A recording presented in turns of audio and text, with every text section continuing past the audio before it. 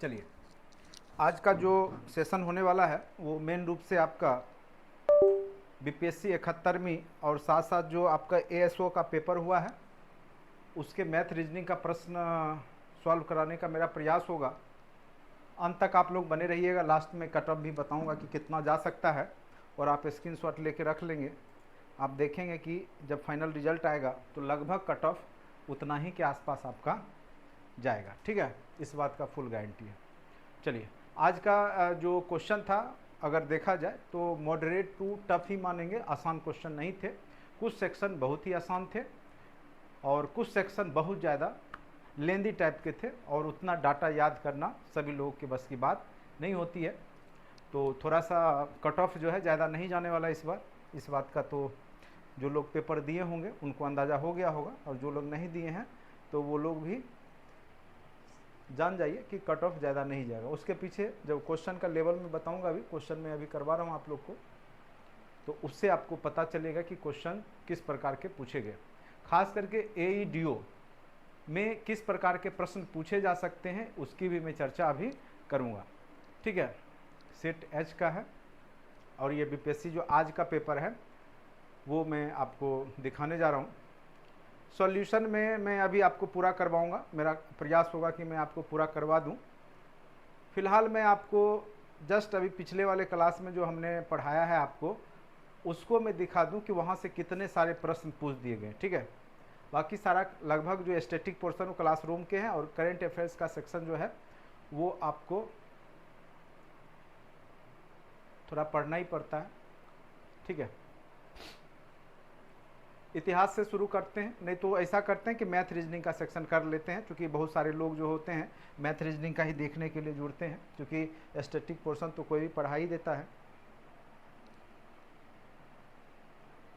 देखिए, पिछले क्लास में हमने जैसे बताया था कि संपूर्ण भारत का 10% पाइराइट उत्पादित करता है। बिहार में अभी जस्ट बिहार में पाइराइट उत्पादन जब हमने भौगोलिक स्थिति बताया था उसमें बताया था कि 95% जो है। ये सब क्वेश्चन डायरेक्ट आपके क्लासरूम के हैं। अभी देखिए, ये जस्ट क्वेश्चन बिहार का अधिकांश भाग किस प्रकार की जलवायु CW जी प्रकार का उष्ण कटिबंधीय जलवायु। ठीक है, उष्ण कटिबंधीय मानसून टाइप का जो जलवायु है, ये वाला प्रश्न था आंसर इसका। तो ये भी क्वेश्चन अभी जस्ट पूछा आपको मैंने क्लास में करवाया हुआ था। ठीक है, चलिए क्वेश्चन मैं सबसे पहले मैथ का करवाता हूँ, उसके बाद देखते हैं मैथ रीजनिंग। और एएसओ के पेपर में भी हमने बोला था पिछले क्लास में कि मैं मैथ रीजनिंग का आपको सॉल्व करवा दूंगा, क्योंकि एईडीओ में मैथ रीजनिंग के बहुत ज़्यादा क्वेश्चंस आपको देखने को मिलेगा। हिस्ट्री बहुत ही आसान क्वेश्चन, ये सब अभी तुरंत जस्ट हमने बताया था आपको। चंद्रगुप्त मौर्य से संबंधित, चोल वंश से संबंधित, पिछले क्लास में ही हमने राजेंद्र प्रथम के बारे में चर्चा किया था। ठीक है, तो ये सब भी चर्चा अभी हम करते हैं। पहले यहाँ पर मैथ रीजनिंग, हाँ चलिए आ गया।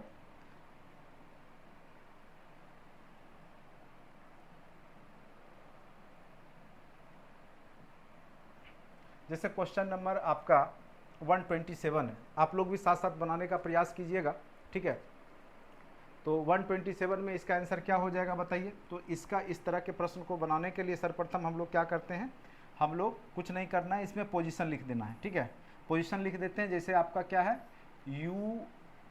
स्प्रिंग, SPRING, स्प्रिंग को लिख लेते हैं। उसके सामने में जो कोड किया वो लिख लीजिए, या लिखा हुआ ही क्वेश्चन पे रहता है UNUERC।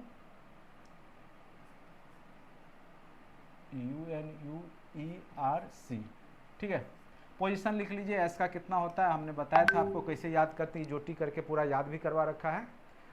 एस का 19 हो गया, यू का 21 होता है, पी का 16 होता है, एन का कितना हो जाता है 14 हो जाता है, आर का 18 होता है, यू का 21 होता है, आई का 9 होता है, ई का 5 होता है। ठीक है, इस प्रकार से आप पोजीशन को लिख सकते हैं। ठीक है, और सारे पोजीशन को लिखने के बाद आपको सॉल्यूशन करना है। ठीक है, उसके बाद जी का 7 होता है और सी का 3 होता है। ठीक है, किधर गया, आई का 9, ई का 5, एन का 14। ठीक है, और आर का 18। तो आप गौर कीजिए, सबसे पहले इसमें 2 जोड़ा गया, फिर 2 घटाया गया, फिर 3 जोड़ा गया, फिर 2 घट 18 3 21 और आई का 9, कहीं छूट गया ये लगता है, मिस, एक सेकेंड, एफ है, एफ होगा, क्लीन करने दीजिए, देखिए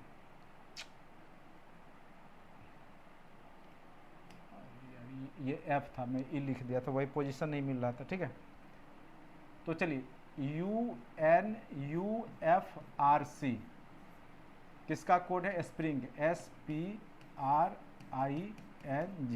सबसे पहले पोजीशन लिख लीजिए और इसको याद ही रखा कीजिए आप लोग, और मैंने ट्रिक बता रखा है, ये सब क्लासरूम में अच्छे से करवा रखा है। N का 14, G का कितना हो गया 7, C का 3, R का 18, F का क्या हो जाता है 6, R का U का 21, U का 21, N का 14 और U का 21। गौर कीजिए यहाँ पर क्या किया गया, +2 फिर -2, यहाँ क्या किया गया, +3 -3 +4 -4। बस यही आपको करना है, मोबाइल में कर देना पोजीशन लिख के, MOBILE मोबाइल है, ठीक है। इसका पोजीशन लिख लीजिए, M का कितना होता है 13, O का 15, B का 2, I का 9, L का 12 और E का 5, ठीक है। उसी प्रकार से आपको पहले क्या करना है, 2 जोड़ना होगा, फिर 2 घटाना होगा, 3 जोड़ना होगा, 3 घटाना होगा, 4 जोड़ना होगा, 4 घटाना होगा। पोजीशन में जोड़िए, 15, 15 में से 2 गया 13, 5 फिर 6, 12 4 16, 5 में से 4 गया 1, ठीक है। तो लास्ट में जो ए वाला होगा वही आंसर हो जाएगा, ओ। उसके बाद M देखिए मिल रहा है, FPA, देखिए option number B is correct answer, तो इसका ऑप्शन नंबर बी हो जाएगा। तो ये आपका डायरेक्ट कोडिंग डिकोडिंग के प्रश्न हैं, ठीक है। कहीं भी कोई तरह का दिक्कत होगा तो आप लोग पूछिएगा।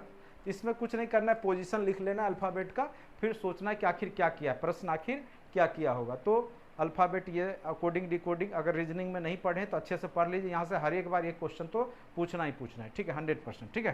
तो यहाँ से आपका आएगा, तो एक क्वेश्चन इसका आंसर आपका हमने बी बता दिया। चलिए, तो ये कहिएगा बहुत आसान सा क्वेश्चन था, सारे क्वेश्चन आसान ही है, जो बनने वाला है वो आसान ही है, जो टफ है वो एकदम बनने लायक नहीं है। बनने लायक है, लेकिन जो अच्छे स्टूडेंट्स हैं, जो डीपली अध्ययन करते हैं, खास करके बीपीएससी के अलावे भी अन्य कंपटीशन यूपीएससी वगैरह फेस करते हैं, तो उनके लिए बहुत आसान पेपर है। लेकिन सामान्य जो केवल वन लाइनर टाइप का रट के जाते हैं, उनके लिए थोड़ा सा देखेंगे कि कुछ क्वेश्चन टफ है, ठीक है। चलिए, जैसे यहाँ पे क्वेश्चन है, मुकेश ने अपने मित्र से कहा, रीता मेरे पुत्र की, रीता जो है मेरे पुत्र की पत्नी की बेटी की माँ है। रीता जो है मेरे पुत्र की पत्नी मतलब रीता ही हो गई, और उसकी बेटी की माँ है, वो स्वयं हो गई, वो रीता हो गई। तो मुकेश का, ठीक है, तो मुकेश अपने मित्र से कहता, रीता मेरे पुत्र की पत्नी, तो रीता के बारे में तो बोल ही रहा है, तो मुकेश खुद है, यानी वो क्या हो गया, ससुर हो गया, ठीक है। क्योंकि रीता बोलता है उसके पुत्र की पत्नी की बेटी की माँ है, तो पुत्र की पत्नी की बेटी की माँ तो रीता ही हो गई, तो उसका बेटा का जो है वो समझ ही गए पत्नी हो गई, तो ये मुकेश जो है रीता का क्या लगेगा, ससुर लगेगा। ये तो डायरेक्ट सोच के भी आप बना सकते थे, ये क्वेश्चन डायरेक्ट आप सोच के भी बना सकते थे, कोई तरह का दिक्कत। साउंड प्रॉपर जा रहा है क्या, कि नहीं, कोई दिक्कत तो नहीं है।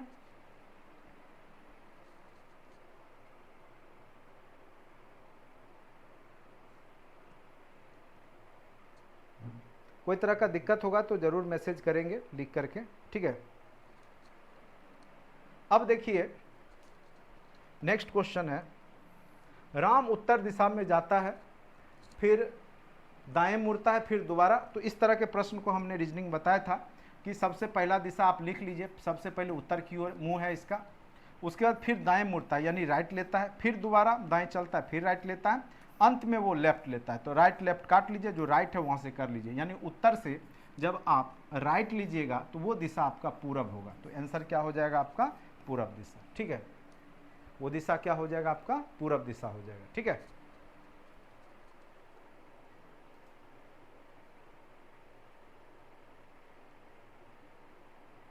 क्लास कंटिन्यू रखें, कोई तरह का दिक्कत तो नहीं है। चलिए,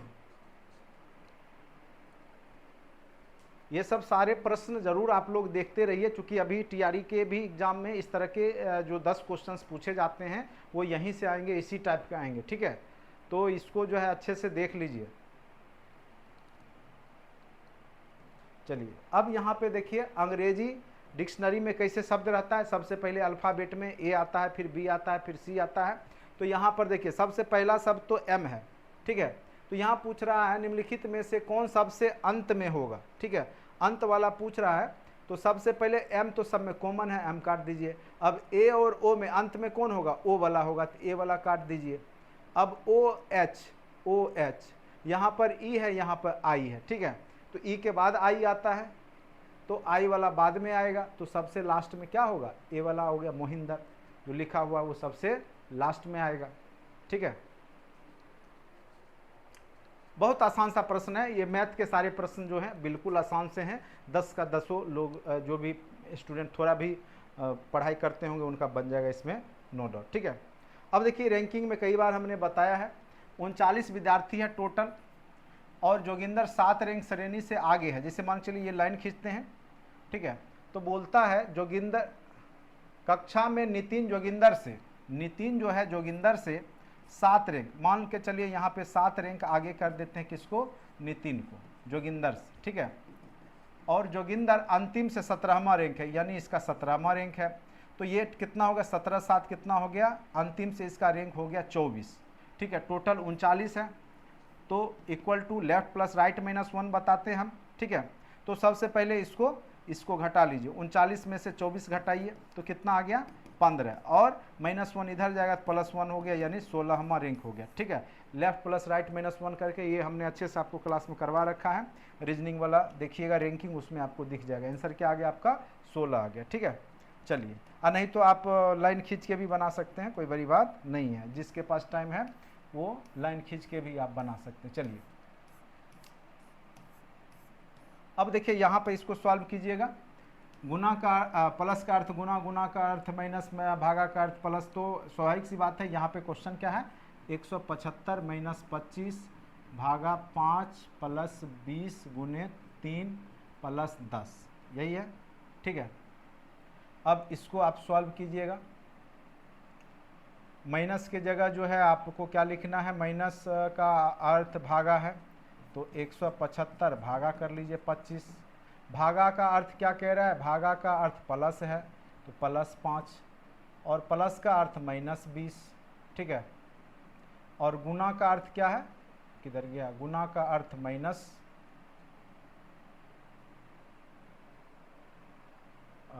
प्लस, देखिए कहाँ, प्लस का अर्थ गुना है, सॉरी 5 प्लस का अर्थ क्या है, गुना है, ठीक है, प्लस का अर्थ गुना हो गया, ठीक है। और मैं ये कर ही लिया था, नहीं किया था, ठीक है। ये जैसे जैसे कह रहा है वैसे वैसे करेंगे। माइनस का अर्थ भागा हो गया, भागा का अर्थ प्लस मैंने कर दिया, उसके बाद भागा का प्लस, प्लस का अर्थ किधर गया, प्लस का अर्थ गुना कर दिया 20, गुना का अर्थ किधर गया, गुना का अर्थ माइनस कर दिया 3, और प्लस का अर्थ क्या था, प्लस का अर्थ गुना 10, ठीक है। अब इसको सॉल्व कीजिए, सबसे पहले का भाग जो घट में करते हैं, पहले भाग का क्रिया, 175 में से अगर 25 से भाग देंगे तो टोटल कितना आ जाएगा आपका, 7 आ जाएगा, ठीक है, प्लस ये कितना आ गया, 100 आ गया, और ये 30 आ गया, ठीक है। तो सबसे पहले 107 में से 30 घटा दीजिए, तो 107 में से 30 घटेगा तो कितना आ जाएगा, 77 आ जाएगा, तो आंसर क्या हो जाएगा, ऑप्शन नंबर बी आ जाएगा। बस ये सब तो आपको रीजनिंग में हमने अच्छे से करा ही रखा है, सारे प्रश्न क्लासरूम के हैं, ठीक है।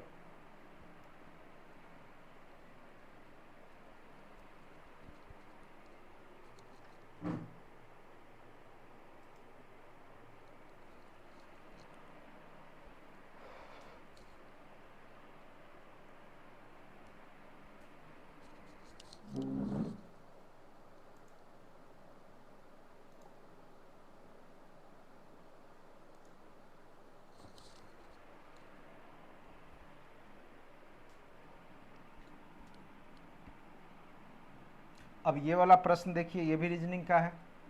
यहाँ पे क्या किया है तो गौर कीजिए, 7 चौक 28, 28 भागा 7 प्लस क्या कर दिया है, गुना 5 कर दिया है। ये क्या किया, 28 में 7 गया, भाग गया तो क्या बच गया 4, तो 20 कैसे पूरेगा, 4 को 5 से गुना करेंगे 20 हो गया। फिर यहाँ पर भाग देंगे 84 को 12 से तो 7 हो गया। फिर 7 को 5 से गुना करेंगे तो 35 हो जाएगा, ठीक है। फिर यहाँ पे देखिए वही चीज़ है, 9 पचे 45 भागा दिया, पचे 25 हो गया।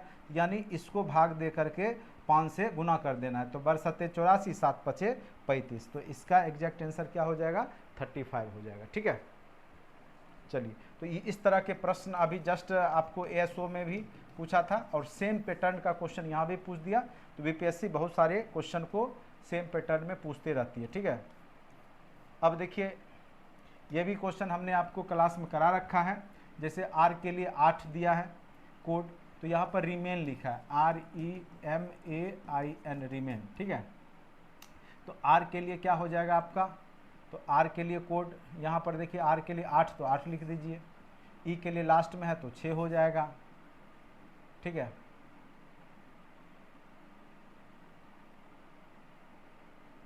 नहीं सॉरी, लिखा है तथा मोर में @ हो जाएगा। ये यहाँ ई है, ई के लिए कोड क्या है, नहीं तो आप ऐसे भी लिख सकते हैं। इसको पहले सॉल्व करने के लिए रेन लिख लीजिए, पोजीशन लिख लीजिए, $8% 6, ठीक है।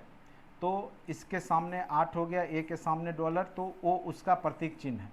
बस यहाँ पे आपको रिमेन करना है, तो ई का प्रतीक चिन्ह यहाँ से आपका निकलेगा। मोर में क्या क्या दिया है सिंबल, मोर में आपका 7#8 तो रिमेन में @ हो गया, एम के लिए कोड 7 हो गया, ए के लिए कोड यहाँ से लीजिए डॉलर हो गया, आई के लिए कोड यहाँ से लीजिए परसेंटेज हो गया, एन के लिए यहाँ से कोड लीजिए 6। तो 8@7 तो आंसर आपका ऑप्शन नंबर क्या हो गया, डी हो गया, ठीक है। ऑप्शन नंबर डी हो गया आपका एग्जैक्ट आंसर, ठीक है। चलिए, तो ये आपका रीजनिंग के क्वेश्चन, बहुत आसान सा क्वेश्चन पूछा गया।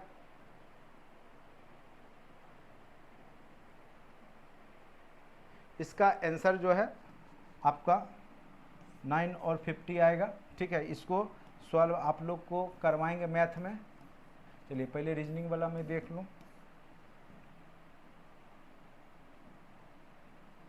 अब चलिए थोड़ा हिस्ट्री के क्वेश्चंस को देख लीजिए। अभी जस्ट मैंने क्लास लिया था और उससे बहुत सारे प्रश्न यहाँ पे आपको देखने को मिला था। देखिए, ये कई बार हमने बताया, चतुर्थ बौद्ध संगति कहाँ पे हुआ था, कुंडलवन कश्मीर, जो कि बिहार से बाहर है।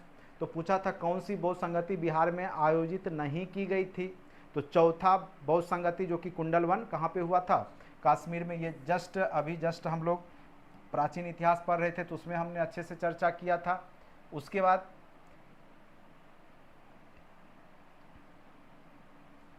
जो अभी चर्चा किया है हमने 2-3 दिन पहले, वो मैं आपको करवा दूं।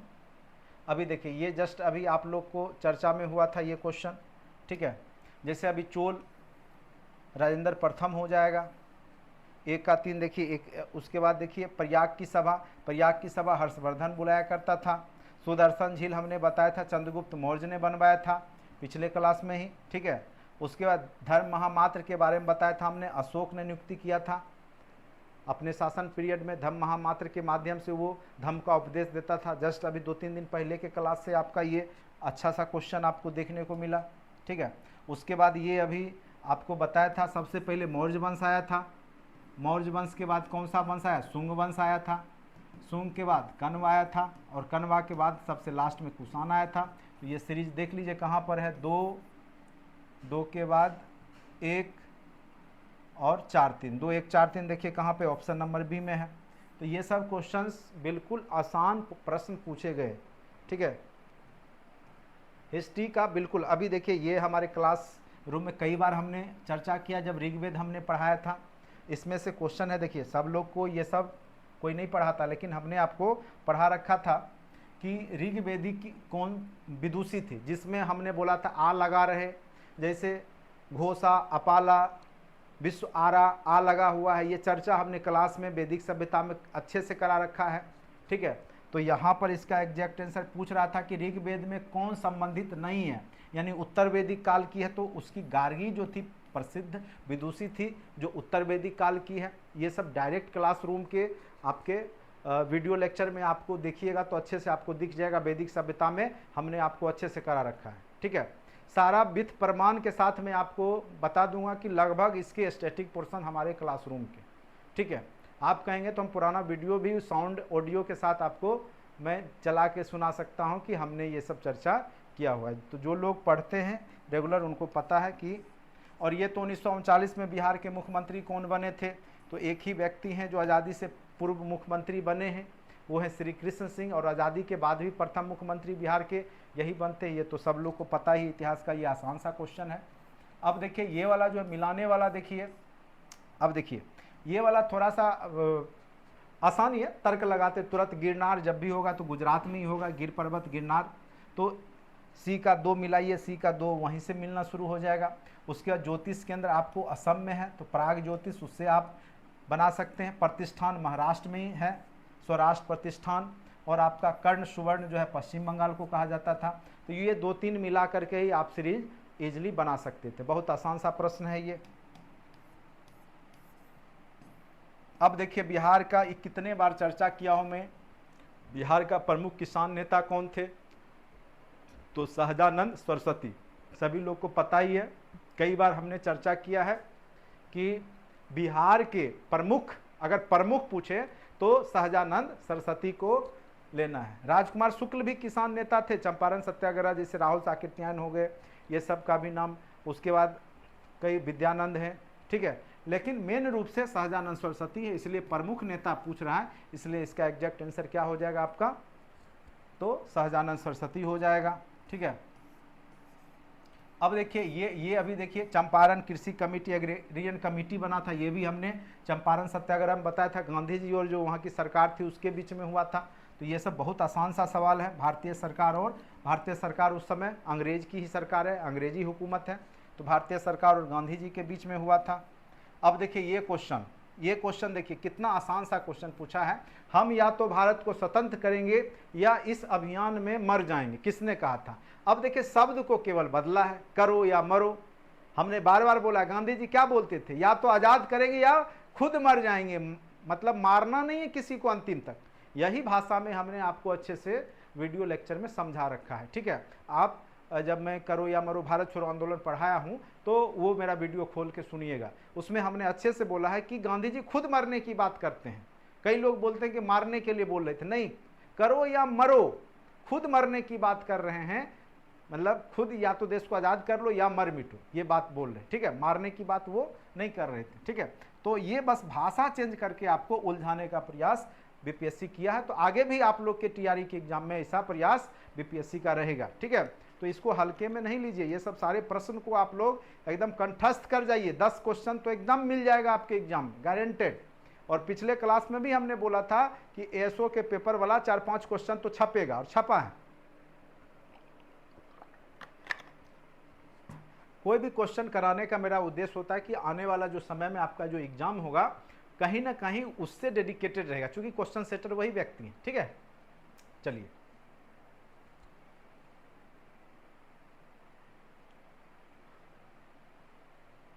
हाँ, किसने कहा था दिल्ली चलो का नारा, ये तो सब लोग को पता ही है, सुभाष चंद्र बोस ने ही कहा था, ठीक है।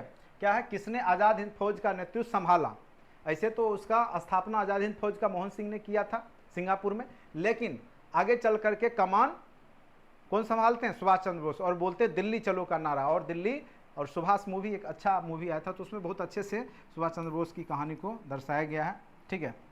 चलिए अब देखिए ये भी क्वेश्चन जो है, किस कांग्रेसी नेता बिहार की यात्रा की ताकि, ठीक है, की यात्रा की, देखिए सब सही पकड़ फीमेल होगी, यात्रा की, ठीक है, ताकि होम और रूलिंग, ऐसे भी होम रूल एनी बेसेंट आई थी 1918 ईस्वी के आसपास, तो एनी बेसेंट याद रखिएगा, ठीक है। ये भी आपके क्लासरूम का है, ये सब पढ़ाया हुआ है। ये देखिए लास्ट में हमने बताया था जब अंतिम चलता है तो 1947 का भारत शासन अधिनियम पॉलिटी में भी है और हिस्ट्री में भी है, तो इसी के तहत देश को आज़ादी मिली थी और 2 भागों में बटा था, भारत और पाकिस्तान, ठीक है। तो इसका एग्जैक्ट आंसर, ये सब क्लासरूम के हैं। हिस्ट्री का सारे क्वेश्चन क्लासरूम का है, ठीक है। एक क्वेश्चन केवल जो है आपका थोड़ा सा अद्भुत है, वो भी चर्चा करूंगा। किस कमीशन ने सभी राजनीतिक समूहों और दलों के किसी भी भारतीय सदस्य को शामिल नहीं करने के कारण बेचैनी को मिला था। तो साइमन कमीशन आया था 1927 में, 1919 का जो है जांच मतलब आगे वो बढ़ेगा कितने दिनों के लिए, क्या है उसका, क्या सुधार हुआ। 1919 अधिनियम तो साइमन कमीशन गठित हुआ था 1927 में, लेकिन वो 1928 में आया था, उसमें कोई भी भारतीय नहीं थे, इस कारण से भारतीयों ने विरोध किया था। तो साइमन कमीशन, ठीक है, सॉरी, इसका आंसर क्या हो जाएगा आपका, साइमन कमीशन, ठीक है।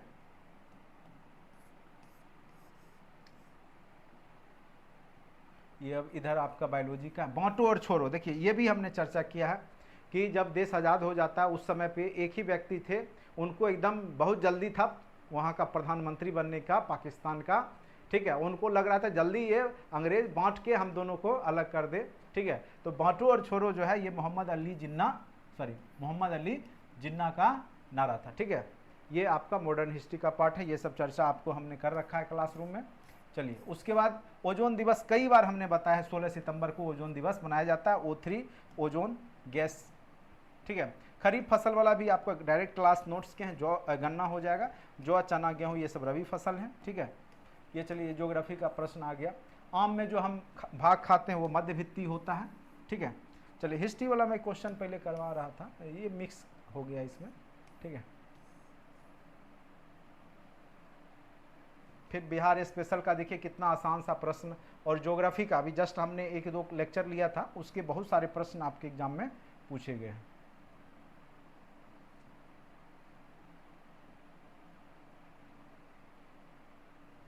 ये देखिए दर्पण का है, फ्यूज, ये सब तो आसान क्वेश्चन है। चलिए मैं पहले बिहार स्पेशल का दिखा दूं आपको। देखिए करमनाशा नदी, ये भी चर्चा किया हुआ बिहार स्पेशल, बहुत आसान सा क्वेश्चन है, कैमूर जिला से निकलती है, कैमूर की पहाड़ी से। पिछले क्लास में ही जब मैं ज्योग्राफी पढ़ा रहा था, नहीं परमान है तो नोट्स जो अभी होगा ही ग्रुप में, ठीक है, जिसमें हमने बताया था 95% पायराइट्स कहाँ से निकलते हैं, तो बिहार से ही, ठीक है। और ये क्षेत्र भी हमने बताया था रोहतास और कैमूर की पहाड़ी, उसमें आपको पायराइट्स मिलते हैं। तो 95% पायराइट्स याद रखिएगा, और पूरे भारत में सबसे बड़ा उत्पादन केंद्र है, ये भी चर्चा किया था। जस्ट 2-3 तो जो भी स्टैटिक पोर्शन क्वेश्चन आए हैं वो सब क्लासरूम के, एक भी क्वेश्चन आपको ऐसा नहीं मिलेगा। नहीं विश्वास है तो 2-3 दिन पहले का जो बिहार ज्योग्राफी हमने पढ़ाया है, भौगोलिक जो बिहार की संरचना है उस चैप्टर में देखिए लाइन बाय लाइन मिल जाएगा क्वेश्चन, ठीक है। तो इससे आप करमनाशा नदी का तो अभी तुरंत हमने बता दिया, ये साइंस के प्रश्न है। कान्हा, कान्हा अभी ये फेमस था, तो कान्हा मध्य प्रदेश में, ठीक है, कान्हा। अच्छा देखिए ये भी बिहार, एक जो पहला पेज मैं देता हूँ उससे 3 क्वेश्चन आए इस बार। एक पेज है जिसमें पूरा नक्शा बना हुआ और प्रथम और द्वितीय लिखा हुआ है, वो मैं अभी जस्ट भेजा भी था ग्रुप में, आप देखिएगा ग्रुप में होगा ही, उससे 3 प्रश्न आए, ठीक है। बस एक ही पेज से 3 प्रश्न हैं। तो ये निम्नलिखित में से कौन बिहार का राजकीय पशु है, तो बैल। आप देखिएगा ये सब क्वेश्चन वहीं से आया है। अब देखिए ये भी जो है आपका एक ही तो टाइगर रिजर्व है, वो है वाल्मीकि टाइगर रिजर्व, ठीक है। तो ये पूछ रहा है निम्नलिखित में से कौन सा पार्क अभ्यारण्य बिहार में बाघ परियोजना के अंतर्गत रखा गया है, ठीक है। तो वो है आपका वाल्मीकि राष्ट्रीय पार्क को, ठीक है।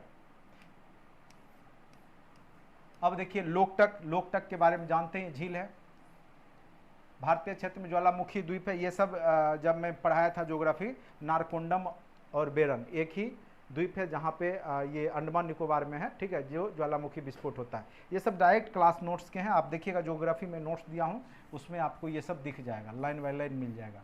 गंगा अलकनंदा भागीरथी, ये कई बार हमने बता रखा है, देवप्रयाग। अगर ये सब क्वेश्चन जिनका गलत बना है तो वो समझ जाइए कि आप रेस में हैं ही नहीं, ठीक है। उसके बाद देखिए जो आसान क्वेश्चन है, तो भारत की सबसे दूसरी सबसे बड़ी नदी बेसिन कह सकते हैं, एक तो पहला गंगा है, दूसरा आपका क्या है, गोदावरी, दक्षिण भारत की गंगा जिसको कहते हैं। ये भी आसान सा प्रश्न ज्योग्राफी के पूछे गए हैं, ठीक है। तो ऐसा नहीं है कि क्वेश्चन बहुत, और ये दुनिया का सबसे बड़ा नदी द्वीप मांझली द्वीप जो ब्रह्मपुत्र नदी पे है, एक अब तो जिला भी बन गया है, उसके बीच में एक जिला नाम घोषित कर दिया गया है। ये भी चर्चा मैंने जब नदी पढ़ाया था उसमें किया हुआ है, ठीक है। तो क्वेश्चन जो है आपके, अब देखिए हॉर्मुज जल संधि जो है वो आपका पारस की खाड़ी और ओमान के बीच में है, ठीक है। तो इसका एग्जैक्ट आंसर हो जाएगा पर्सिया की खाड़ी और ओमान, फारस की खाड़ी भी लिखा रह सकता है। मेजनेट रेखा अभी जस्ट चर्चा में आया था, ठीक है, रेड क्लिफ, मेजनेट, ये सब आपके नोट्स में भी है, आप देखिएगा ज्योग्राफी में दिया हूँ उसमें भी है, ये नोट्स में एकदम जस्ट 2-3 दिन पहले जो दिया हूँ उसमें देखिए व्हाट्सएप ग्रुप में, ठीक है। फ्रांस और जर्मनी के बीच में है, जैसे डुरंड रेखा है भारत और अफगानिस्तान के बीच में, कभी कभी पाकिस्तान अफगानिस्तान दे देता है, ठीक है। 49वीं समानांतर रेखा यूएसए और कनाडा के बीच में है। तो इसी तरीक़ा से आपको ये सब तो क्वेश्चन कॉमन क्वेश्चन है। ये लडंग जो है एक प्रकार का स्थानांतरित कृषि, इससे भी संबंधित कई बार क्वेश्चन पूछे जा चुके हैं बीपीएससी द्वारा, तो प्रीवियस वर्षों के प्रश्न हैं। द यंग इंडिया, ये तो कई बार हमने चर्चा किया, महात्मा गांधी जब भी पढ़ा है तो यंग इंडिया का चर्चा हुआ ही, महात्मा गांधी इसके रचयिता है, पत्र लिखा करते थे राष्ट्रीय पत्र यंग इंडिया नाम से। अब देखिए ये भी क्वेश्चन कई बार हमने चर्चा किया, जब जब पढ़ाया है तब तब बोला है। कांग्रेस, जब जब मैंने पढ़ाया है कांग्रेस का गठन, कि कांग्रेस में किस भारतीय नेता ने प्रथम बार कांग्रेस को क्या बोला, उदारवादियों पर सुरक्षित भाल्व सिद्धांत का प्रयोग करने का आक्षेप लगाया था, ठीक है। सुरक्षित भाल्व का सिद्धांत लाला लाजपत राय।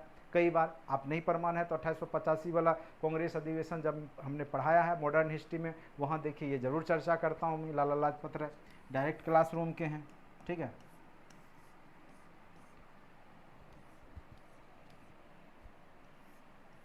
ये थोड़ा सा टफ क्वेश्चन है, ये क्वेश्चन टफ है, ये मैंने नहीं पढ़ाया है, ठीक है। इसका एग्जैक्ट आंसर, चलिए ये क्वेश्चन में मुझे याद नहीं है अभी, ठीक है। 1911 में कैलिफोर्निया विश्वविद्यालय में भारतीय दर्शन शास्त्र के प्रोफेसर बनने का अवसर किसे मिला, तो ये भी थोड़ा सा, ये 2 क्वेश्चन टफ पूछे गए, ठीक है। तो इसका या तो सोहन सिंह भाकना होगा या लाला हरदयाल, हमको लगता है इसी को मिला था। ये डायरेक्ट यूजीसी नेट का क्वेश्चन है, मैं कुछ दिन पहले ही इस क्वेश्चन को पढ़ा था लेकिन मुझे ध्यान नहीं है, इसी 2 में से कोई है, ठीक है। मैं question direct same to same question है, यूजीसी नेट का जो प्रीवियस ईयर का क्वेश्चन होता है ना, तो जो लोग हिस्ट्री वाले हैं याद रखिएगा, टीआरई 4 में या अब जो बैठेंगे हिस्ट्री जिनका ऑप्शनल है, वो यूजीसी नेट का प्रीवियस क्वेश्चन जरूर बनाइएगा, ठीक है।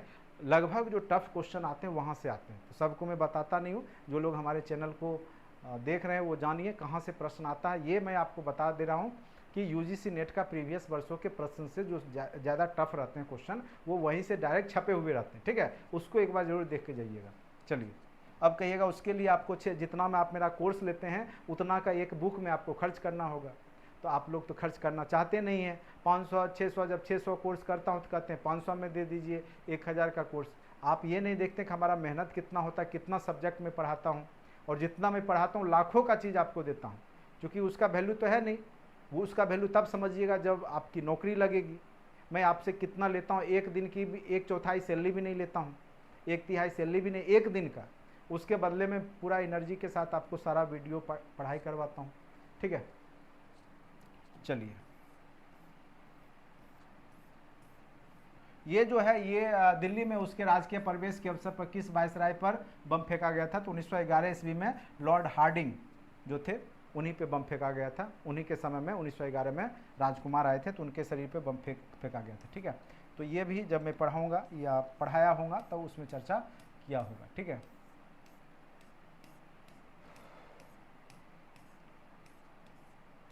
अभी देखिए जस्ट ये वाला जब मैं ये पॉलिटी पढ़ाया था तो पूरा अनुसूची याद करवा दिया था, ठीक है। अनुसूची देखिएगा, अभी पॉलिटी इससे पहले पढ़ाया था। तो शपथ का पर्व 3रा अनुसूची, ये भी सही है। राज्यसभा में सीटों का आवंटन 4थी अनुसूची, ये भी सही है। अनुसूचित क्षेत्र का प्रशासन देखिए ये 5वीं अनुसूची में, 6ठी में तो स्पेशल जो जैसे आपका त्रिपुरा हो गया, मणिपुर, कुछ राज्य हैं उससे संबंधित अनुसूची है, ठीक है। अनुसूचित क्षेत्र वो भी है लेकिन स्पेशल कुछ क्षेत्र है उससे संबंधित है, तो ये आपका संबंधित नहीं है। बाकी संघ सूची 7वीं अनुसूची में, ये पूरा याद करवाया था आपको जब सूची मैंने आपको पढ़ाया, ठीक है। तो डायरेक्ट इसका आंसर सी हो जाएगा। मैं कुछ क्वेश्चन पहले आसान आसान इसलिए दिखा रहा हूं कि आप लोगों को कहीं भारी भरकम क्वेश्चन देख कर डर ना बैठ जाए। ऐसा नहीं है कि मुझे क्वेश्चन नहीं आ रहा है, मुझे आ रहा है सारा क्वेश्चन, लेकिन मैं आपको पहले आसान सा क्वेश्चन दिखा रहा हूँ जिससे कि आपके अंदर पॉजिटिवनेस आ जाए, ठीक है। बाकी क्वेश्चन तो मैं सारा सॉल्व कराऊंगा, आपको परेशान होने की आवश्यकता नहीं है।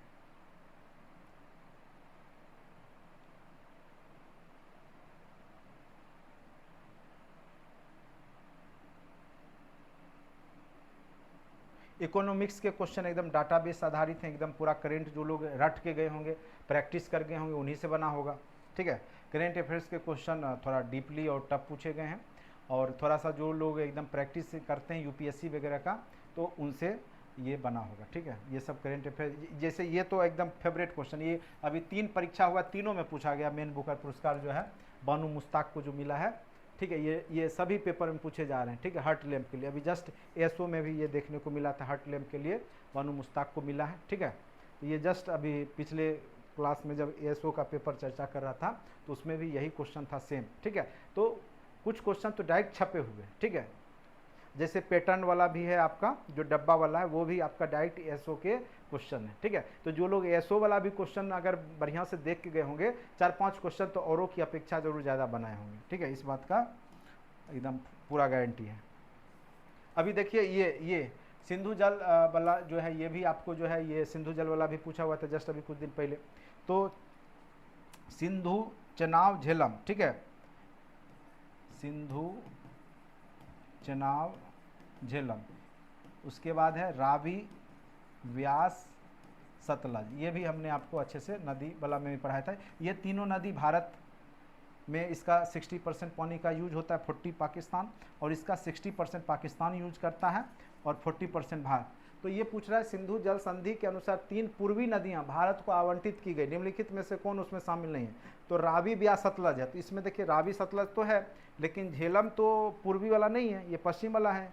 ठीक है, तो इसका आंसर हो जाएगा आपका झेलम। ठीक है, तो ये भी क्वेश्चन अभी आपका जो है अभी सिंधु इसलिए पूछा कि अभी जो ऑपरेशन हुआ था ना पाकिस्तान की तरफ, ठीक है, तो उसमें जो है सिंधु जल का जो है समझौता को रद्द कर दिया गया था, जो कि 1960 में हुआ था। ठीक है,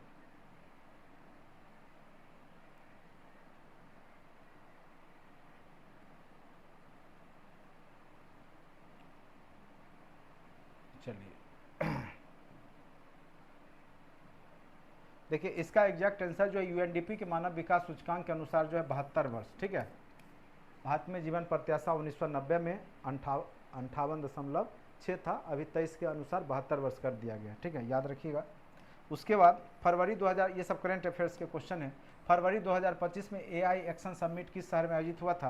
तो याद रखिएगा पेरिस में हुआ था। ठीक है, चलिए उसके बाद जो मुझे आ रहा है मैं बता दे रहा हूँ आपको, बाकी कुछ क्वेश्चन जो है वो आप लोग सर्च मारिएगा। 96वें अकादमी पुरस्कार 24 में एम्मा स्टोन को किस फिल्म में मुख्य भूमिका के लिए ऑस्कर मिला है? ये तो बहुत महत्वपूर्ण था 2024 का, तो पुअर थिंग्स के लिए मिला था एम्मा स्टोन को। ठीक है, किस गुजराती फिल्म 70वें राष्ट्रीय फिल्म पुरस्कार में सामाजिक और पर्यावरणीय मूल्य को बढ़ावा देने के लिए सर्वश्रेष्ठ फीचर फिल्म पुरस्कार जीता था? तो कच्छ एक्सप्रेस, याद रखिएगा। ठीक है, ये सब बस एक बार आंसर जरूर देख लीजिए। कौन सा दिन जो है हेलीकॉस्ट मेमोरियल डे, ये सब उतना लोग नहीं बनाए होंगे, ये सब निगेटिव उठाने के लिए था। ठीक है, सभी क्वेश्चन बनाने नहीं होते। जो लोग, मैं बता दूं, जो लोग 85+ हैं वो सेफ जोन में हैं। मैं गारंटी के साथ बोलता हूं कि जनरल का कट ऑफ आपको मैक्सिमम 86 से 88 के बीच में रहेगा। ठीक है, और EWS EBC का कट ऑफ जो है मुझे लगता है 84 से 86 मैक्सिमम। ठीक है, कम भी जा सकता है। और आपका SC का कट ऑफ जो है 75 से 78 के बीच में रहेगा। ठीक है, महिला का घटा लीजिए, 10-10 नंबर, 7-8 नंबर सब में घटा दीजिए, महिला को वही रेशियो में रहेगा। जैसे 84 है तो यहाँ पे आप घटा लीजिए, 4 ही घटाइए, ज़्यादा नहीं, जनरल वर्ग में ज़्यादा नहीं। 86 है तो इसमें 6 घटा, 80 के आसपास। ठीक है, तो 6-6 नंबर घटा लीजिएगा महिला का, तो यही कट ऑफ रहने वाला बीपीएससी का, आप देख लीजिएगा। और जो लोग का 85+ आ रहा है वो लोग एकदम मेंस में लग जाए। मेंस का भी मैं बैच स्टार्ट कर रहा हूँ। ठीक है, तो जो लोग मेंस की तैयारी करना चाहेंगे वो एकदम निश्चित रूप से जुड़िएगा, गारंटेड आपको फ़ायदा मिलेगा। ठीक है, मैं हल्ला तो नहीं करता हूँ, बहुत सारे कोचिंग संस्थान हैं जो अभी से लग गए होंगे एकदम। मैं जो बोलूँगा उतना ही करूँगा, और ज़्यादा जो है लाम काफ करने की आवश्यकता भी मुझे नहीं है। चलिए, कौन सा हेलीकॉस्ट मेमोरियल डे के रूप में जाना जाता है? तो 27 जनवरी। तो ये अभी डे वाला याद करके जो गए होंगे वो बनाए होंगे। जो मुझे आ रहा है मैं वो बता दूं, पहले निम्नलिखित में से किस व्यक्ति के संगठन को 2024, तो इसमें से सभी को मिला है, ठीक है। ये संगठन है, बाद बाकी व्यक्ति हैं, इन सबको जो है रेमन मैग्सेसे पुरस्कार 2024। तो 2024 वाला बहुत सारा प्रश्न पूछ दिया है, ठीक है। तो कई लोग केवल 2025 पढ़ गए होंगे, तो उस कारण भी गड़बड़ हो गया होगा। अब देखिए इसमें जो होगा निम्नलिखित में से कौन सी वस्तु अप्रैल सितंबर 24-25 दौरान भारत निर्यात सिर्फ 10 वस्तु में से नहीं है। तो देखिए पेट्रोलियम उत्पाद में तो है ही, भारत पेट्रोलियम उत्पाद करता ही, लोहा इस्पात में नहीं होगा, ये तो बिल्कुल एकदम नहीं होगा, ठीक है। बासमती चावल भी करता है, तो इसका हो सकता है एक से अधिक भी दे देगा, कई बार बासमती चावल नहीं भी करता है, ठीक है, क्योंकि यहाँ पे प्रॉपर मंथ दिया हुआ है अप्रैल से सितंबर, ठीक है। तो थोड़ा सा ये अब देखिए इस पर डिपेंड करेगा कि बीपीएससी कौन लेता है आंसर, या तो डी होगा या आपका बी होगा, इसी दोनों में से कोई होगा। इसको हम पेंडिंग रखते हैं, बीपीएससी के आंसर की का इंतजार करते हैं, ठीक है।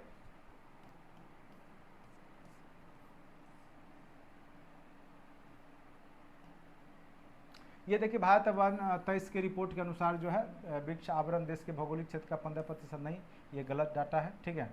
ये इसका सही होगा, महाराष्ट्र राज्य में सबसे अधिक वृक्ष, ये गलत है, ठीक है। इसका आंसर आपका ऑप्शन नंबर बी होगा। हो सकता है एक दो क्वेश्चन मेरे द्वारा भी गलत हो सकता है। 2023 में वैश्विक सेवाओं के निर्यात में निम्नलिखित में से किस देश की भारत से अधिक हिस्सेदारी थी। तो निर्यात में जो है क्या पूछ रहा है, वैश्विक सेवा सर्विस में आपका आयरलैंड, सर्विस का देखिए रूस अपने आप में विकसित है, वो भारत से सेवा लेता नहीं है।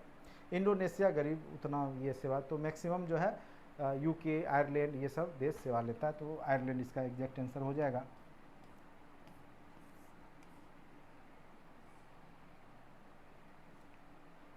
कौन सा सही नहीं है, इसमें सभी सही है, ठीक है, इसमें सभी सही, इनमें से कोई नहीं हो जाएगा, ठीक है। अब देखिए ये पढ़े होंगे सब लोग, लेकिन उस समय कन्फ्यूजन हो जाता है, डर से बनाए नहीं होंगे, ठीक है। ये पढ़े होंगे सभी लोग, इस तरह के प्रश्न पढ़ते सभी लोग हैं, लेकिन एक भी ऑप्शन गलत होगा तो पूरा मामला गड़बड़ हो जाएगा, इसीलिए लोग रिस्क निगेटिव है। पॉजिटिव रहता तो इसी एग्जाम का, अगर निगेटिव नहीं होता तो मैं गारंटी देता हूँ इसी एग्जाम का कट ऑफ 110 के आसपास जाता, 110 से कम जाने लायक ये क्वेश्चन नहीं था, अगर आपका जो है निगेटिव नहीं रहता। तो निगेटिव है, इसीलिए मैं बोल रहा हूँ कि कट ऑफ आपका 85 से ज़्यादा भी नहीं जाएगा। इसका एग्जैक्ट आंसर जो हो जाएगा, पहले जो था नाबार्ड और रिजर्व बैंक ऑफ इंडिया के माध्यम से ही ये लोन वगैरह केसीसी लोन वगैरह जो है मुहैया कराए जाते थे।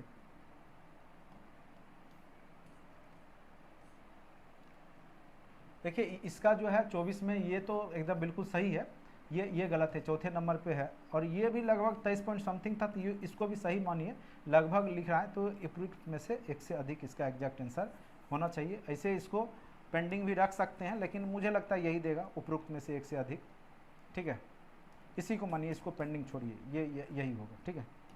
चलिए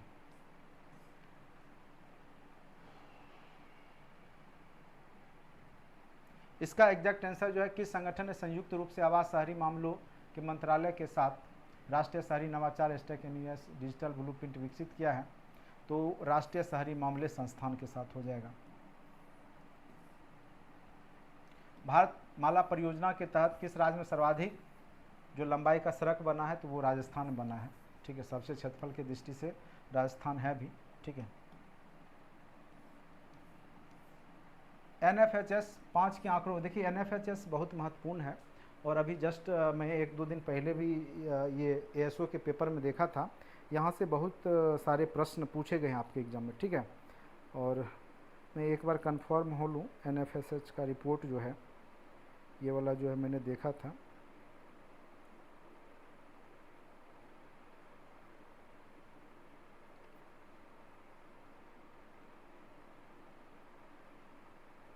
मैं थोड़ा सा रिपोर्ट ही देख लेता हूँ, थोड़ा सा मुझे लग रहा है जम्मू कश्मीर और हिमाचल दोनों होगा, ठीक है, तो एक से अधिक होना चाहिए, बाकी मैं थोड़ा सा देख लेता हूँ, कन्फर्म हो लेता हूँ।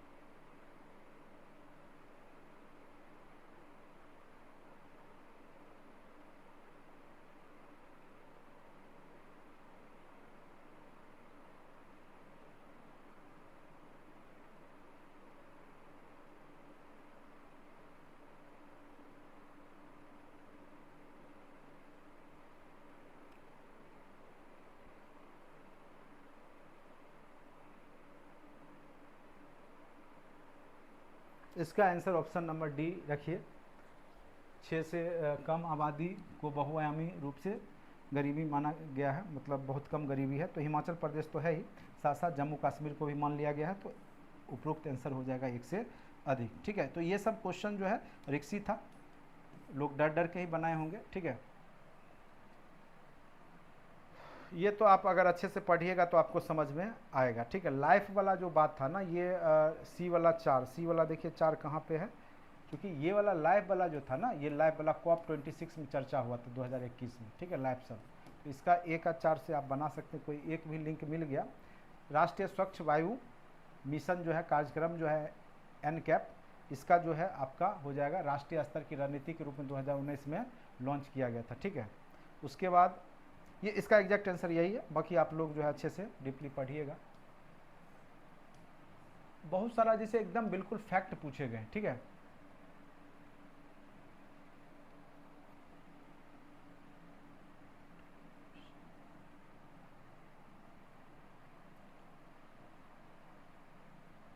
ये क्वेश्चन जैसे है, भारतीय सीमेंट उद्योग के संबंध में निम्नलिखित में कौन सा कथन सही है?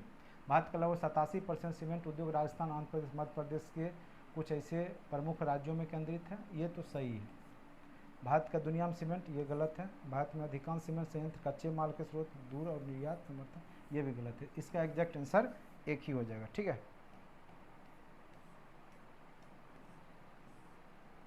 देखिए मिशन दक्ष, अभी स्कूल में जो लोग टीचर होंगे उनको पता होगा मिशन दक्ष, अभी कुछ दिन पहले ही हुआ था। तो उसमें था कि ग्रेड स्तरीय दक्षताओं तक पहुंचने के लिए पिछड़ने वाले छात्रों के लिए व्यक्तिगत सलाह प्रदान करना, व्यक्तिगत रूप से उसको अलग बैठा करके लिखने की, पढ़ने की, ये सब उसमें सुधार करना था। ग्रामीण क्षेत्र प्राथमिक विद्यालय में स्कूल का नामांकन ये नहीं था, ये सब ने शिक्षकों को व्यावसायिक प्रशिक्षण ये नहीं था। इसका एग्जैक्ट आंसर क्या हो जाएगा? Option number C. ठीक है, सब लोग मिलाइएगा, जो लोग अभी दिए हैं एग्ज़ाम, मेरे हिसाब से मिला लीजिए, बाकी और भी लोग दे रहे होंगे। बिहार स्टार्टअप नीति 2022 के युवा ढांचे के तहत निम्नलिखित कौन सा घटक नहीं है? शिक्षा प्रणाली में जीवंतता तो होगा ही। हाँ, अंतर्राष्ट्रीय बाजार में विस्तार योजना, ये आपका नहीं होगा।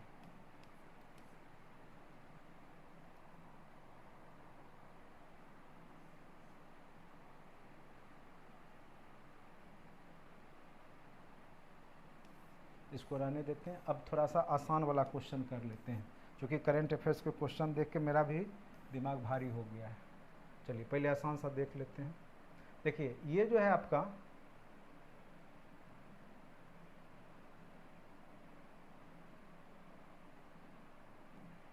बिहार में युवा जनसंख्या 0 से 19 के अनुपात में 2041 तक काफ़ी गिरावट का अनुमान, ये बिल्कुल सही है।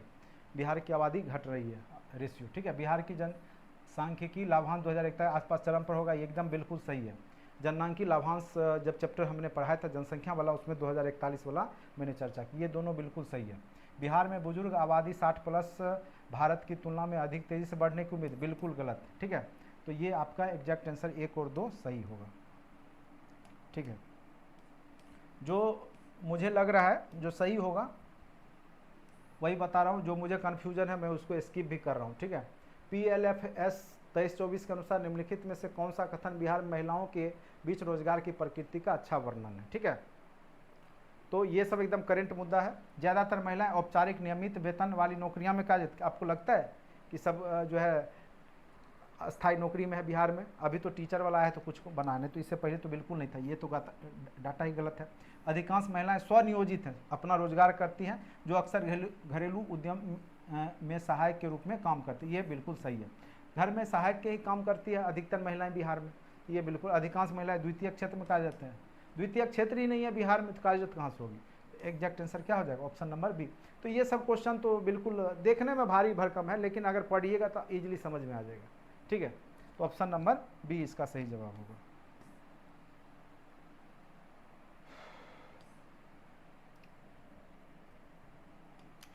लोकसभा के सचिवालय स्टाफ की नियुक्ति की शक्ति निहित है किनमें? सचिवालय स्टाफ की नियुक्ति, देखिए लोकसभा अध्यक्ष के परामर्श से उपरांत राष्ट्रपति लोकसभा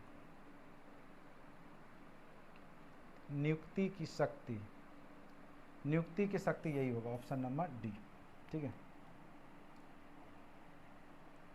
शक्ति तो उसी में है, इसे नियुक्ति एग्जाम के माध्यम से होगा। भारत का महान न्यायवादी तो राष्ट्रपति को विधिक मामलों में परामर्श देता है, ठीक है, राष्ट्रपति को भी देता है, सरकार को भी देता है, ठीक है। ऐसे इसमें एक सरकार का पूर्णकालिक सलाहकार होता है, तो ये तो पूर्णकालिक सलाहकार तो होता ही है, तो इसका ये दोनों में कन्फ्यूजन है, ठीक है। तो मुझे लगता है कि ए या डी में से कोई भी दे सकता है आंसर, ठीक है। इसको थोड़ा सा पेंडिंग ही रखिएगा, बीपीएससी का इंतजार कर लीजिए। अब है निम्नलिखित में से कौन सा नीति गांधीवादी है। तो नीति निषेध तत्व देखिएगा, जब हमने पढ़ाया है तो गांधीवादी विचारधारा के बारे में भी चर्चा किया है, ठीक है। एक समाजवादी है, गांधीवादी है। तो यहाँ पे ग्राम पंचायतों का गठन बिल्कुल गांधी जी का ही सपना था, स्थानीय स्वशासन, बहुत अच्छे से हमने बताया आपको। समान नागरिक संहिता ये नहीं है, ये आपका जो है गांधीवादी विचारधारा नहीं है। ग्रामीण क्षेत्रों में कुटीर उद्योग की प्रोन्नति ये बिल्कुल है, गांधी जी चाहते थे गांव गांव कुटीर उद्योग हो, इसीलिए तो वर्धा जो स्कूल वगैरह जो है आपका देखने को मिलेगा, ठीक है, जिसमें कि हस्तकला से संबंधित भी पढ़ाई होती थी। काम का अधिकार, सभी लोगों को काम मिलना चाहिए, ऐसा गांधी जी का मानना था। तो ये सब जो हो गए, तो केवल जो 2 है वो आपका 2 और 4 भी है, ग्राम पंचायत के गठन, हाँ ये 2 और 4 भी हो सकता है। काम का अधिकार तो आपका समाजवादी अधिकार है, काम का अधिकार गांधी जी चर्चा नहीं किए थे, तो ये इसका हो जाएगा आपका 2 और 4 दोनों, 2 और 4, ठीक है।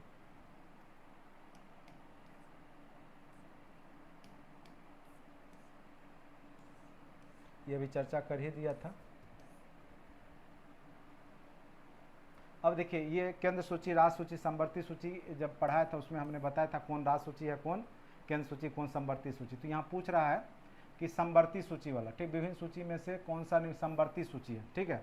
तो वन्य जीव की सुरक्षा तो संवर्ती सूची है, कृषि पर आए तो ये तो राज्य सूची का, उसके बाद आपका ये भी है राज्य सूची का विषय है। ये वाला जो है आपका मूल्य नियंत्रण, ये आपका संवर्ती सूची है। तो ये हो गया आपका 1 और 4, इसका एग्जैक्ट आंसर क्या हो जाएगा आपका 1 और 4 सही है, ठीक है।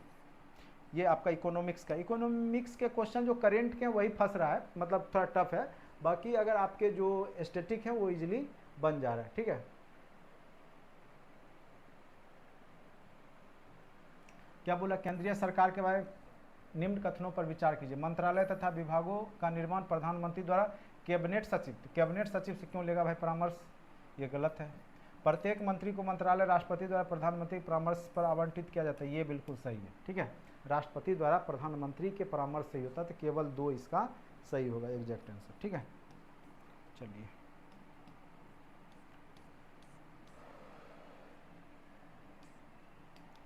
अब देखिए, यहाँ पर निम्नलिखित में से कथनों पर विचार कीजिए। सदन को आहूत करने का दीक्षांत है, देखिए ये गलत है। आहूत मतलब होता है शुरुआत करना, दीक्षांत मतलब होता है समाप्त करना, ये गलत हो गया। स्थगन से सत्रावसान, ये भी सही है। विघटन का सदन को समाप्त करना, ये सही है। स्थगन सदन के नेता द्वारा अकेले किया जा सकता है, बिल्कुल गलत, ठीक है। इसमें पूछ रहा है कौन सही नहीं है, तो 1 और 4,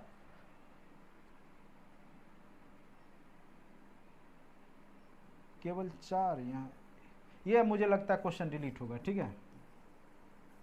या तो फिर आयोग का इंतजार कीजिए, मेरे समझ से 1 और 4 होना चाहिए, लेकिन ऑप्शन है ही नहीं 1 और 4 का, ठीक है। या तो डिलीट करेगा आयोग, या फिर हो सकता है कहीं गलती से 4 वाला दे दे, चूंकि 4 तो एकदम बिल्कुल गलत है, ठीक है। इसमें भी गलत है, ये आपका आहूत मतलब होता है शुरुआत करना, आरंभ करना, ठीक है। चलिए, राज्य विधायिका की कार्यवाही के बारे में क्या सत्य है। महाधिवक्ता को मत देने का अधिकार, बिल्कुल नहीं। विधायिका में कार्य केवल राज्य की सरकारी भाषा अथवा हिंदी अथवा, ये भी गलत है। यह किसी उच्च न्यायालय के न्यायाधीश के आचरण पर चर्चा कर सकती है। किसी कथित अनियमितता के आधार पर कार्यवाही को वैधता पर प्रश्न किया जा सकता है, ये इसमें ये सही हो सकता है, ठीक है। इसका C-D भी थोड़ा सा ये कन्फ्यूजन हो रहा है मुझे, तो ऐसे मेरे तरफ से C ही रखिए इसको फिलहाल, लेकिन इसको फिलहाल पेंडिंग में भी डालते हैं, बीपीएससी का इंतजार कर लेते हैं। भारतीय संविधान मौलिक अधिकारों पर औचित्यपूर्ण प्रतिबंध सब प्रावधान करता है, किंतु औचित्य को ध्यान में रखना। तो औचित्य क्या है, ठीक है, सामान्य जन की हित को संरक्षित हो, तो बिल्कुल। मौलिक अधिकार का मतलब यह है कि सामान्य जन का हित की रक्षा हो। राज्य के नीति निषेध सिद्धांतों को नज़रअंदाज किया जा सकता है, बिल्कुल गलत, ऐसा तो बात नहीं है। नीति निर्देशक तत्व को भी रखना है। विद्यमान सामाजिक मूल्य एवं सामाजिक आवश्यकताएं अवरोध ना हो, ये भी सही है। सामूहिक हित बेहतर नहीं है, ये गलत है, ये दोनों गलत है। आपका क्या पूछ रहा है, ध्यान में रखना चाहिए, तो ये 1 और 2 सही है, 1 और 2 सही है, 1 और 2 सही है। ऑप्शन नंबर बी इसका एग्जैक्ट आंसर होगा। ठीक है, पंचायत में वित्तीय, ये जस्ट बीपीएससी का प्रीवियस वर्षों का क्वेश्चन है।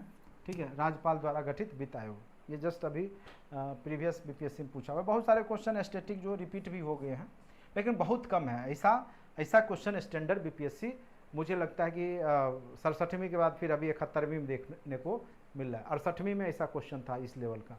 ठीक है, सरकार द्वारा घोषित आत्मनिर्भर भारत योजना सहयोग करती है भारत की निर्माण क्षमता को वृद्धि, उद्योग से निर्यात में, ये सही है।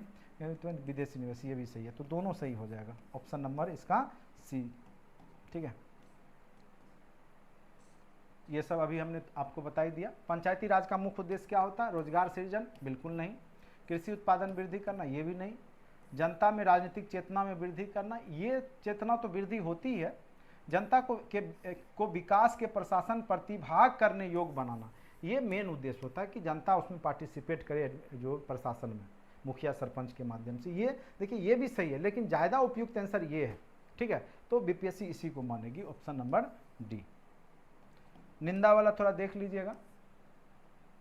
उसके बाद ये सब हमने आपको करा ही दिया। निम्नलिखित में कौन सा उच्च न्यायालय और सर्वोच्च न्यायालय के अधिकार क्षेत्र में आता है। देखिए, राज्य के बीच विवाद ये आपका सर्वोच्च न्यायालय का है, केंद्र और राज्य के बीच विवाद ये आपका सर्वोच्च न्यायालय का है। लेकिन मौलिक अधिकार का जो विवाद होता है वो दोनों सॉल्व करते हैं। ये आपके, जब मैं मौलिक अधिकार पढ़ाया हूँ तो उसमें अच्छे से चर्चा किया हूँ, आप वीडियो देख करके आप देखिएगा, ये शब्द मैंने बोला है कि ये जो होते हैं अधिकार, ये दोनों के अधिकार क्षेत्र में होते हैं। कौन सा, तो आपका मौलिक अधिकार उच्च न्यायालय में भी जा सकता है मामला, और हाई कोर्ट, सर्वोच्च न्यायालय, सुप्रीम कोर्ट में। ठीक है, तो इसका exact answer option number C. Congress में किस भारतीय नेता ने प्रथम बार उदारवादियों को, चलिए ये सब अभी हमने आपको करवा ही दिया, टोटल हिस्ट्री के पोर्शन भी हमने करवा दिए, ज्योग्राफी का भी हमने आपको करवा ही दिया, ये सब अभी हमने आपको करवा ही दिया क्वेश्चन। ठीक है, जब हम एक लकड़ी के बक्से को फोर्स 200 न्यूटन बल लगाते हैं तो उस नियत वेग पे फर्श पे ढकेलते हैं तो सीमांत घर्षण बल, तो जितना फोर्स लगाते हैं उतना ही जो है घर्षण का भी फोर्स होता है ना, जितनी क्रिया होती है उसके विपरीत प्रतिक्रिया होती है। तो इसका तो कॉमन सा आंसर हो जाएगा 200 न्यूटन। ठीक है,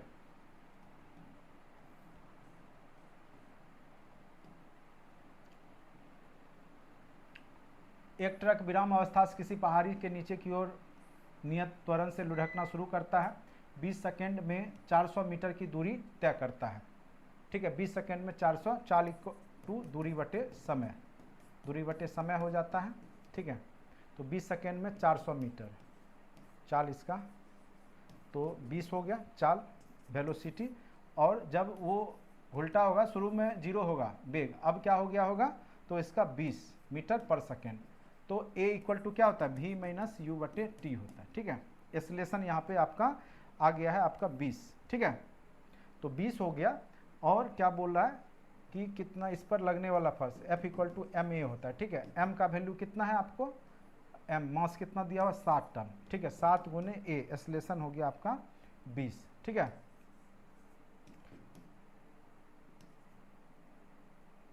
तो 140 और टन में है तो 200, 100 से गुना कर दीजिए तो केजी न्यूटन जो हो जाएगा आपका, तो 14,000 हो जाएगा। ठीक है, तो ये सब अपना फार्मूला पुट करते रहिए, एक बार पढ़े होंगे जो लोग साइंस, वो लोग बना ही लिए होंगे।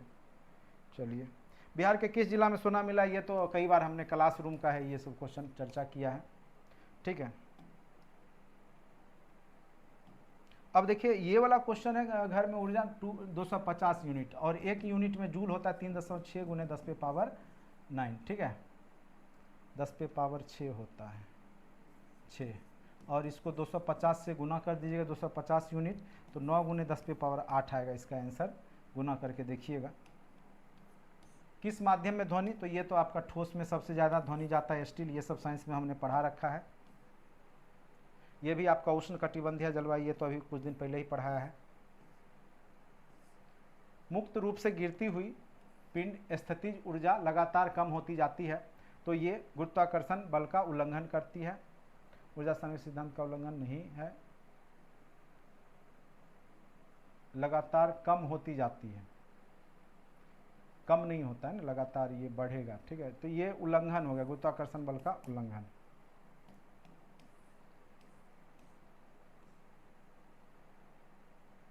अब देखिए, बैलों की एक जोड़ी खेत में समय हल पर 140 न्यूटन बल, 140 न्यूटन, जोता गया खेत 15 मीटर, S = 15 मीटर।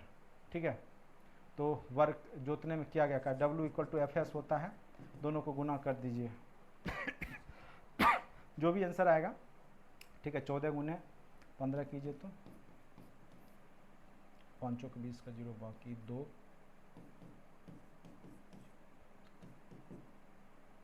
2100। ठीक है, ये 140 था, 2100 जूल हो जाएगा। ठीक है, समतल दर्पण का जो फोकस दूरी होता है वो अनंत होता है। फोकस दूरी क्या होता है? अनंत होता है। ये जब लाइट चैप्टर पढ़ाएंगे या पढ़ाए होंगे तो उसमें चर्चा हमने किया था। इसका एग्जैक्ट आंसर IR² हो जाएगा। स्मार्ट फिल्म के लिए किस सामग्री का उपयोग किया जाता है? तो याद रखिएगा, इंडियम टिन ऑक्साइड का होगा, इंडियम टिन ऑक्साइड। नीचे से रात में चमकने वाले वर्णक, तो उसका नाम है यूरोपियम डॉप्ट स्ट्रोंसियम एल्मुनेट। ठीक है, ये सब याद कर लीजिएगा। ऑप्शन नंबर बी इसका सही जवाब। ये सब फिर क्वेश्चन आपके एग्जाम में पूछेगा। ये HCl का देखिए, ऐसे आपको पता होगा, इसे हमने पढ़ाया भी था आपको एसिड बेस में। तो 7 होता है पानी का, उससे कम होता है एसिड का, और उससे प्लस होता है बेस का। तो उससे प्लस वाला तो होगा नहीं, ये दोनों तो काट लीजिए। और इधर जो जो बढ़ेंगे बहुत ज़्यादा वो एसिडिक होगा। ठीक है, तो HCl पेट में रहता है, ज़्यादा एसिडिक होगा तो वो भी गड़बड़ है, तो वो उतना एसिडिक नहीं होगा। तो आंसर ऑप्शन नंबर डी, ये आप कॉमन सेंस से बना सकते थे। ये आपका हो जाएगा इसका answer poly 3 hydroxy butane 3 hydroxy. ठीक है, इसमें आपका हो जाएगा आंसर प्लेटिनम। इसका आंसर हो जाएगा आपका प्लेटिनम। ठीक है, इसका आंसर हो जाएगा आपका प्लेटिनम। इसका आंसर हो जाएगा आपको लेवोनोगेस्ट्रेल। ठीक है, गर्भनिरोधक गोली में यही यौगिक रहता है। हार्मोन, ये तो आपको हमने ग्रंथि जब पढ़ाया था तो अच्छे से बताया हुआ है। तो जो हार्मोन होता है वो आपका अंतःस्रावी ग्रंथि से निकलता है। ठीक है, ये याद रखिएगा। ठीक है, अंतःस्रावी ग्रंथि से ये पढ़ाया हुआ हार्मोन उत्तक बायोलॉजी में आपका होगा। देखिए, तेल के को गैल्वेनाइज्ड आयरन पॉट में क्यों नहीं रखा जाता है? क्योंकि यह जहरीला यौगिक बनाता है, ये भी सही है। ये तेल की गुणवत्ता को कम करेगा, ये जंग भी कई बार देखी जाती है, ये सही है। इसका आंसर डी ही होगा। अगर हो सकता है कई बार कई जगह किताब में मैंने ये भी देखा है कि केवल ये भी दे दिया है, बी वाला भी दे दिया है, तो ऐसे इसको पेंडिंग में नहीं रखते, डी मेरे हिसाब से होगा। ठीक है, संक्रमण के जवाब में बनने वाली पहली इम्यूनोग्लोबुलिन किस श्रेणी में आती है? तो IgM। ठीक है, चलिए, ये मुझे लगता है इसका आंसर जो है ना हेक्सेन वाला होना चाहिए। ऑक्टेन भी है किधर? ऑक्टेन नहीं है ना, हेक्सेन यही होना चाहिए। ऑक्टेन डेटिंग बढ़ाने के लिए किस यौगिक, इसको रहने देते हैं अभी फिलहाल, मुझे याद नहीं आ रहा है ये। ठीक है, इसको रहने देते हैं। पौधों में जाइलम, ये तो जल और जो है आवश्यक खाद्य पदार्थ, ये तो पेड़ पौधा जब पढ़ाएंगे बायोलॉजी में तब चर्चा किए होंगे, या फिर जब पढ़ाएंगे तो करेंगे। पानी और घुले खनिज परिवहन को, ये तो आपको पढ़ाया हुआ है। कोशिका झिल्ली बनी होती है लिपिड और प्रोटीन का। इसका आंसर UAA होगा। ठीक है, ये नहीं पता मुझे अभी। ये देखिए, विलुप्त होने के खतरे में है, यानी विलुप्त पूरा नहीं हुआ है, तो यानी वो क्या हो जाएगा? रेयर हो जाएगा। तो वो क्या कहलाएगा? विलुप्त तो नहीं होगा, लुप्त प्राय, यानी कम दिखाई देता है। ठीक है, इसका एग्जैक्ट आंसर क्या हो जाएगा? नहीं सॉरी, लुप्त प्राय नहीं, लुप्त प्राय तो हो गया, खत्म हो गया। दुर्लभ, जो कि कहीं कहीं दिखता है। विलुप्त होने के खतरे में परी प्रजातियाँ, विलुप्त नहीं हुआ है लेकिन खतरे में है, उसको क्या बोलते हैं? दुर्लभ प्रजाति। तो आंसर ए हो जाएगा। आम का हम मध्य भाग खाते हैं, मध्य फल भित्ति। ओजोन दिवस 16 सितंबर, ये सब फिर हमने बता ही दिया है, ये आपका इतिहास हो ही गया। ठीक है, तो उम्मीद करते हैं लगभग क्वेश्चन आपका हो गया। ये देखिए, निम्नलिखित में से कौन सा एक तुलसीदास द्वारा नहीं लिखा गया है, तो ये याद रखिएगा, ये आपका साहित्य लहरी जो है सूरदास के द्वारा है, ये बाद बाकी तुलसीदास के द्वारा है, ठीक है। और किसका सबसे अधिक समय रहा था, तो ये याद रखिएगा बहलोल लोदी का समय सर्वाधिक रहा था, Bahlol Lodi, option number C हो जाएगा, ठीक है। अब देखिए इसमें जो है बचपन का नाम दिया हुआ है, तो आपको पता होगा जहांगीर, जो कि किसका बेटा था, BHAJSHA, ट्रिक बताया था ना भदसा, अकबर का बेटा जहांगीर, जिसको कि सलीम वाला जो आप अनारकली वाला जो मूवी देखे हैं, अकबर रहता है जहांगीर, जहांगीर को ही सलीम कहा जाता था। डी का एक देखिए, एक ही आंसर है, मारिए खटाक, ठीक है। चलिए यहाँ पर जो है इसका आंसर 2.5 दिन का झोपड़ा आपको पता ही है, कुतुबुद्दीन ऐबक ने बनवाया था। काबुली मस्जिद जो है, इलाहाबाद का किला, इत्माउद्दौला का मकबरा नूरजहां बनवाई थी, ठीक है। तो इससे मिलाइए बी का 1 और डी का 2, बी का 1 डी का 2, बी का 1 डी का 2, ए का 4, काबुली बाग मस्जिद जो है बाबर का है, बाग लगाया था, काबुली बाग मस्जिद बाबर ने ही लगाया था, ठीक है। और इसका इत्माउद्दौला का जो है आपका 2 हो गया, इलाहाबाद का किला जो हो गया आपका कौन हो जाएगा, अकबर हो जाएगा, ठीक है। एक सेकेंड, इत्माउद्दौला का मकबरा नूरजहां, ये वाला आंसर होगा, सॉरी गलत मैंने लगा दिया था, ठीक है। इत्माउद्दौला का मकबरा नूरजहां, ठीक है। इलाहाबाद का किला, डी का 3 अकबर, ये सही है, ऑप्शन नंबर डी, ठीक है। किस बहुसंगति में, चतुर्थ में बता ही दिया हूँ। ये देखिए, ये जब बिहार स्पेशल पढ़ाया था उसमें भी त्रिपुरी जो अधिवेशन था या कांग्रेस वाला में चर्चा किया हुआ था, ये 1939 में हुआ था त्रिपुरी अधिवेशन, ये तो गलत हो गया, बाकी ये 2 सही है। तो क्या पूछ रहा है कि कौन सा कथन सही है, तो 2 और 3, ठीक है।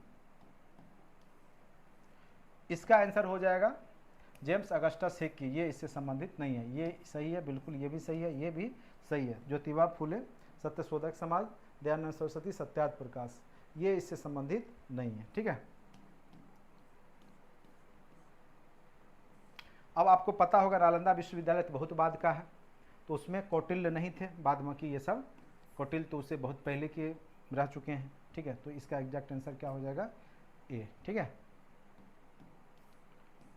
आधुनिक इतिहास में निम्नलिखित घटनाओं को विचार कीजिए, तो ये जो हुआ था टीपू का 1799 ईस्वी, बंदीवास का 1765 के आसपास हुआ है, सालवाई की संधि 1782 के आसपास की घटना है, ये 1775 की घटना, ये सिस्टमेटिक अपना कर लीजिएगा, ठीक है। ये तो आपको पता ही होगा, ठीक है। आज़ाद दस्ता जो है आपका जयप्रकाश नारायण से संबंधित है, चंपारण सत्याग्रह गांधी जी से संबंधित, गांधी, डॉक्टर राजेंद्र प्रसाद भी थे तो वो हो जाएगा, किसान सभा सदानंद सरस्वती हो गया, व्यक्तिगत सत्या श्याम नारायण सिंह हो गया, ठीक है। तो ये मिला लीजिएगा आप लोग, क्या आंसर होगा इसका, सबसे अलग ये हो जाएगा, चूंकि इसमें समतल लेंस होता है, बाकी में जो है लेंस लगाए जाते, इसमें दर्पण रहता है, ठीक है। ये सबसे पहला बिहार बंधु हो जाएगा, ये क्वेश्चन भी आपका पहला पेज दिया हूँ उसी से है, ठीक है। तो 3-4 क्वेश्चन सेम एक ही पेज से था, ये अभी हमने आपको रीजनिंग के क्वेश्चन करवा भी दिए, ठीक है। तो चलिए मैं आंसर बता ही देता हूँ इसका एग्जैक्ट आंसर पता लगाने के लिए, चंद्रमा की सतह पर जल का पता लगाने के लिए, और कोसी मेची लिंक जो है अररिया पूर्णिया किशनगंज कटिहार हो जाएगा। किन भारतीय भाषाओं को शास्त्रीय भाषा का दर्जा दिया गया, इनमें से एक से अधिक हो जाएगा, ठीक है।